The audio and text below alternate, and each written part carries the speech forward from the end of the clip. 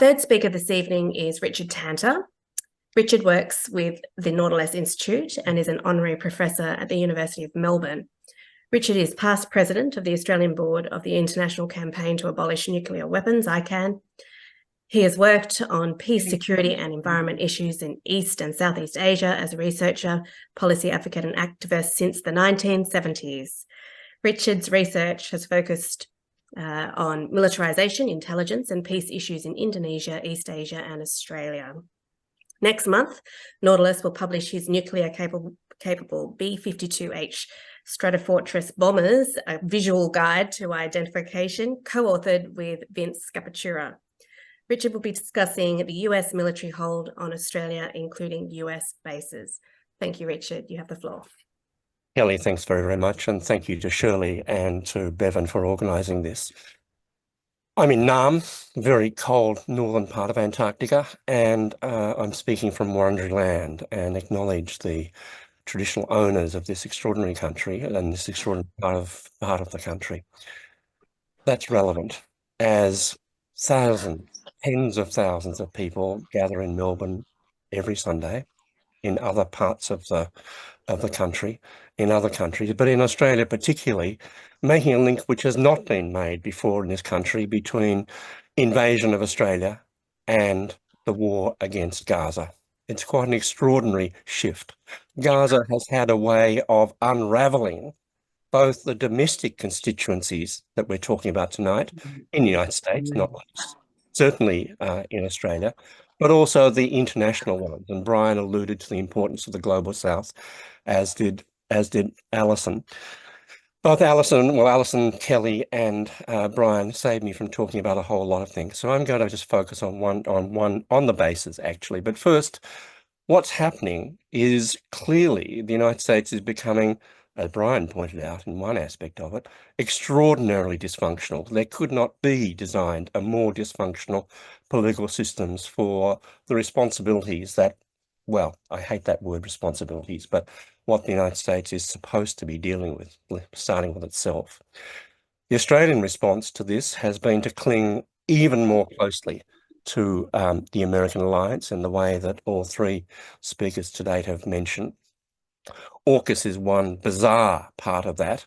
And I actually won't talk about AUKUS, the submarines. It's remarkable that two prime ministers have actually been more useful than most other commentators in pointing out how absurd and undermining the whole process has been. And there's a great deal more to be said about that loss of capacity to make defence decisions in the interest of Australia rather than the interest of the United States.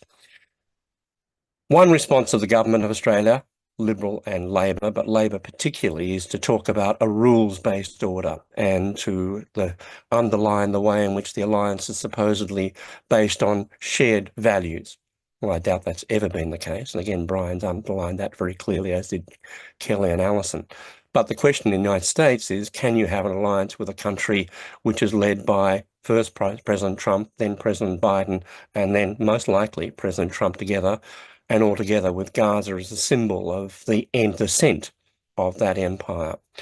One response in the United States has been to tighten its alliances, and not just tighten them, putting pressure on their allies, but restructuring them. AUKUS is a small part of that, not a very important part, very useful as ideological glue.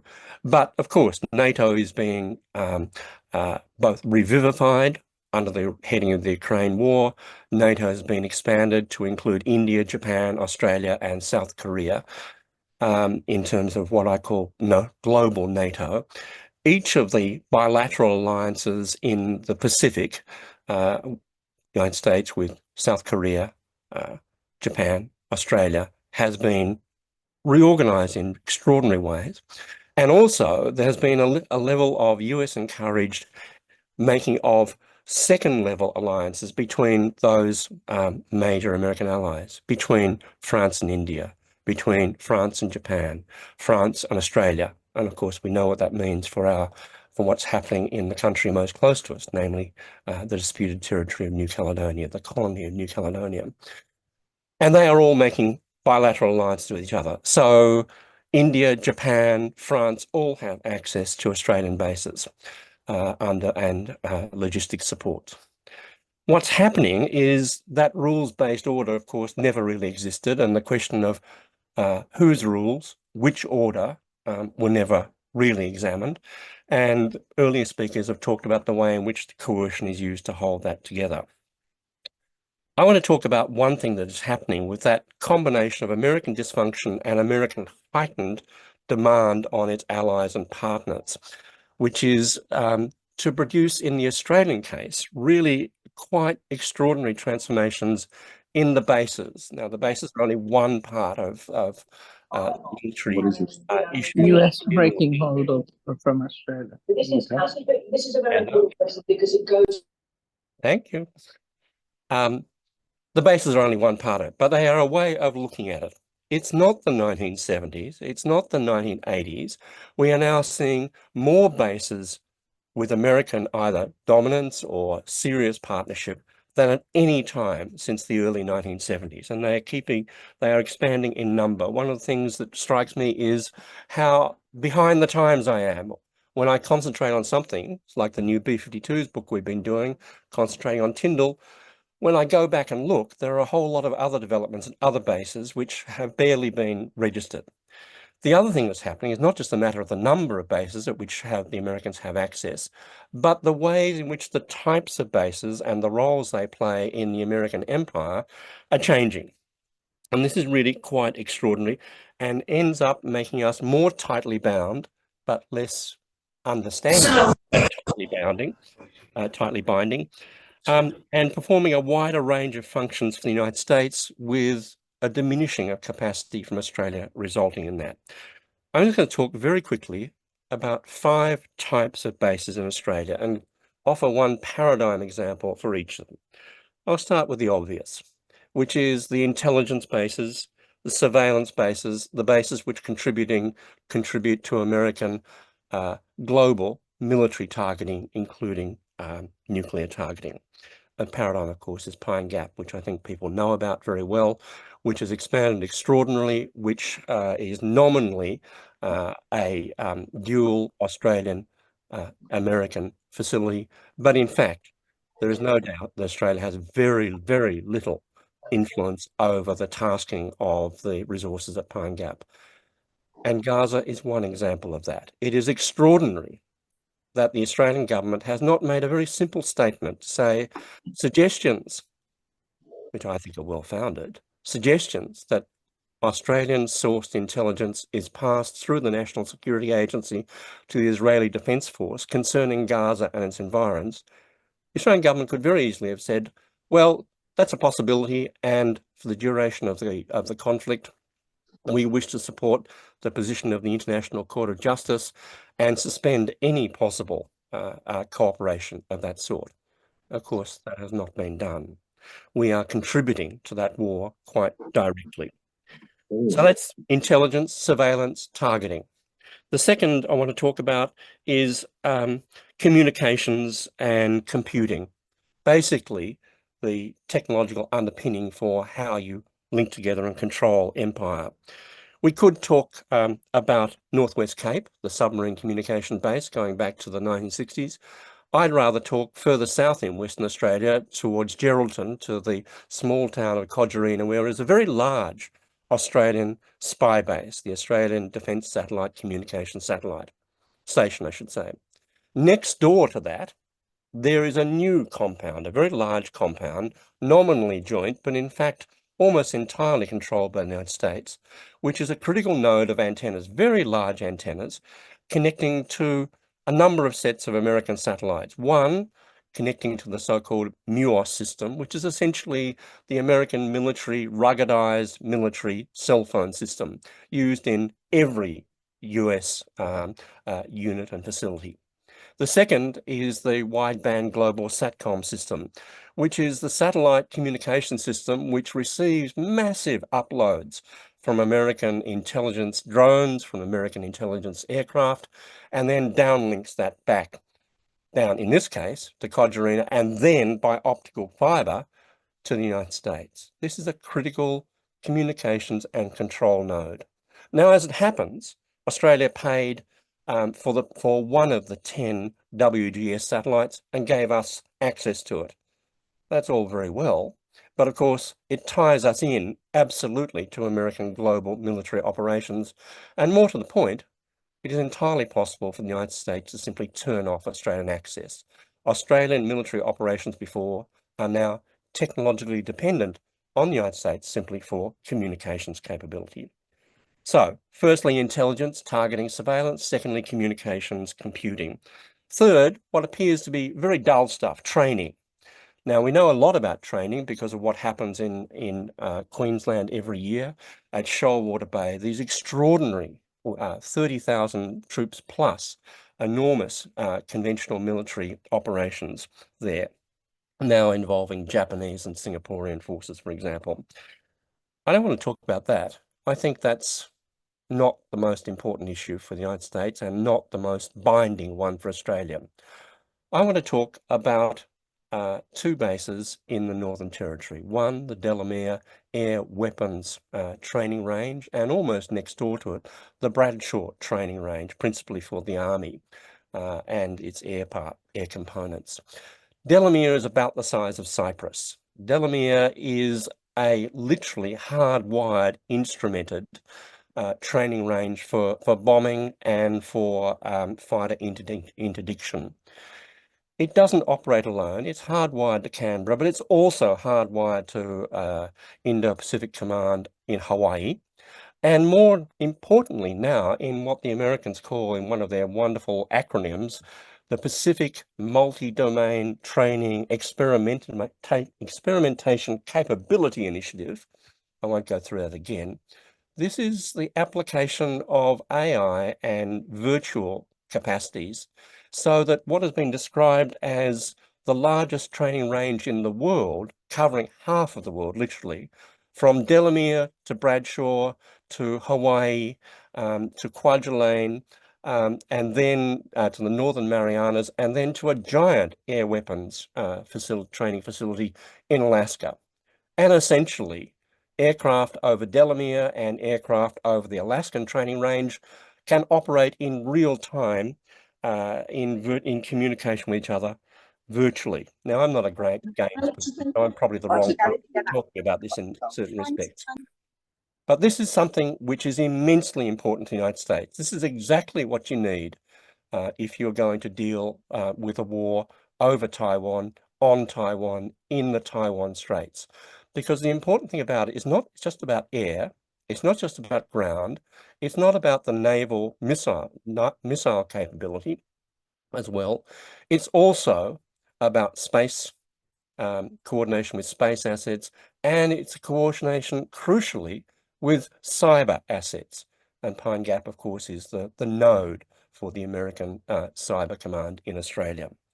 These are extraordinarily binding hard wiring, if you like. Once this is installed, it's very hard to get out of it. Once you have a generation and then another generation of senior military officers who have trained through all these things and think that is the way to go, you have an enormous bias to look at the world through American eyes doctrinally. Let me go to two more cases very quickly. Logistics, again, very dull stuff in many respects, except as COVID taught us, terribly important. I'll take one example of this, one paradigm case, which is the literally giant strategic fuel and bulk liquids strategic storage at East Arm in Darwin Harbour. This is a very large facility capable of storing at any one time 300 million litres of aviation fuel. Now, that's not there just to be used out of Australia. Of course, there are other storage facilities, but they're a little close to China for comfort. These are further away. This is an extraordinarily important facility, and there's been an expansion of similar but smaller bulk facilities, both for our forces and for the Americans in other Australian bases. The last I'll come to, and I'll finish here, is on the question of bases, is about power projection. Now, really, in the past, American bases in Australia, intelligence or military, have had very little to do with the capacity for the Americans to project power directly from Australia. Now, you might think I'm talking about Darwin and the Marine Air Ground Task Force. It's important, 2,000-3,000 people. It'll match up with forces in Okinawa and Guam, but it's really, the Marines are small beer in many respects. The most important example is RAF-based Tyndall outside Katherine, where there's been an extraordinary rebuilding or expansion program initiated. Well, there've been a number of them, but the Morrison government has created Australia's largest and northernmost fighter base with a particular expansion of Australian capacity for aerial refueling tankers. These are big, I've forgotten what kind of Boeing they are, I'm sorry, I can't remember it, but they are critical to the activities from Australia once the fighters or the bombers run out of fuel. So power projection. But most importantly, of course, those F-35s and F-18s that we have there are now going to be supplemented by up to 6 US B-52 Stratofortress bombers. We don't know, I suspect the government doesn't know, whether they will be the denuclearized version, 30 of the 76 have been denuclearized under a treaty, or whether they'll be from the other 46, which are nuclear capable, also capable of using conventional weapons, but dual capable. Hosting dual capable strategic aircraft is a kind of proxy, actually, for nuclear weapons possession. Certainly in the eyes of China, how could they think not? How could they think that will not be the case? One of the things which is extraordinary is that this transforms Australia from a supporter of the United States through intelligence support, communication support, logistics, to a direct participant in American strategic power projection, nuclear, non-nuclear, we don't know, and the Australian government refuses to answer about this. If you are a Chinese PLA Air Force Air Defence General somewhere in the South China Sea or on Hainan, next to the giant Chinese nuclear submarine base there, and you see coming on your radar and your satellites a whole series of B-52s and Australian aerial refuel aircraft, Australian fighters for protection, early warning aircraft for electronic protection. If you see them coming from Australia, will you make the assumption that they are non-nuclear? I think that's not a way to succeed in Chinese politics. This is extraordinary. This is a new nuclear posture for Australia, which the Albanese government is intent on ignoring. That's a complete transformation of the bases in the 70s and 80s and even the 90s. All this ties us very closely to the United States. All of this raises the issues that Kellie and Alison and Brian have raised about our room for strategic autonomy. Independence is going to be a long way away, a goal that we must have. Armed neutrality for me is a kind of placeholder for that. It's something which is quite hard to imagine for Australia, but we have to start thinking about it very seriously. I think the key issue is looking for elbow room each time about on the economic, on the cultural and communication side, has already been mentioned already, and the electronic, as well as the political, and as Greg will show, the legal, for a search for strategic autonomy in any area we can get it and then lever out of it. I think we are in pretty serious trouble. Brian and Alison made the point very clearly that the prospect of war with China is very real. There's nothing automatic about it, but the Australian government is being very automatic about allowing that drift to happen and tying us to it. I'll stop there. Thanks very much.